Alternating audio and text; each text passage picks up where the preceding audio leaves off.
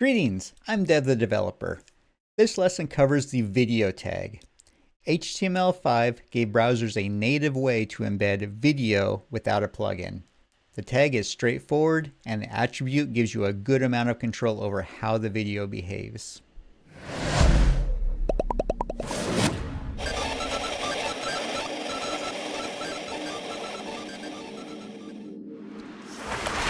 The video tag is not a void element. It has an opening and closing tag.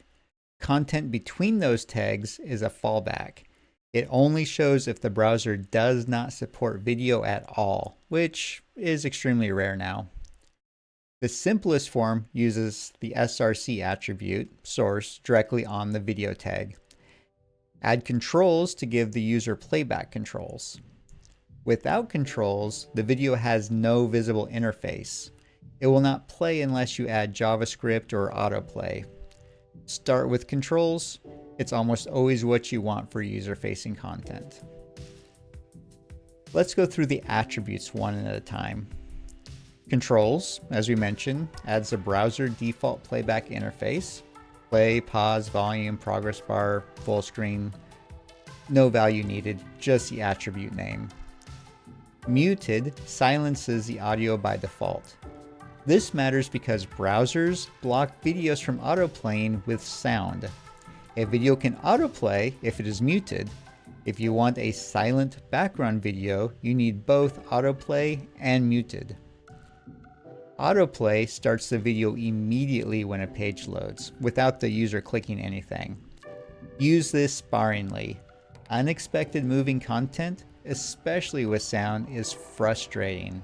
Background video loops on hero sections are a reasonable loop case.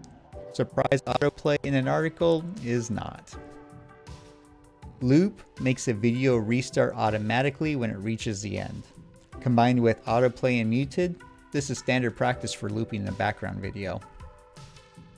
Poster specifies an image to show while the video is loading or before the user hits play.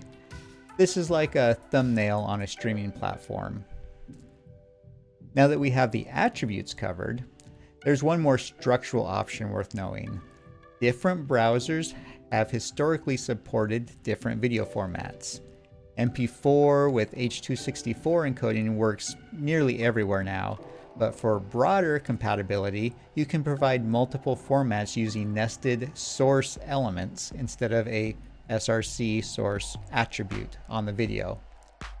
The browser works through the source element list in an order and uses the first format it can play. WebM is a modern, efficient format with broad support.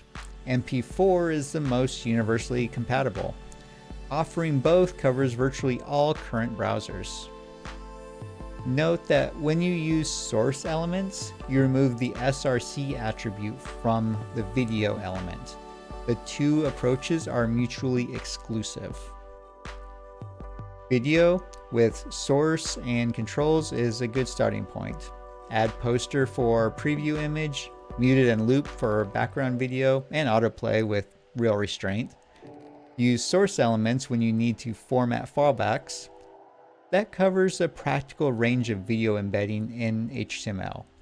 The only way to really understand how these attributes interact is to wire up a video file and toggle each one yourself.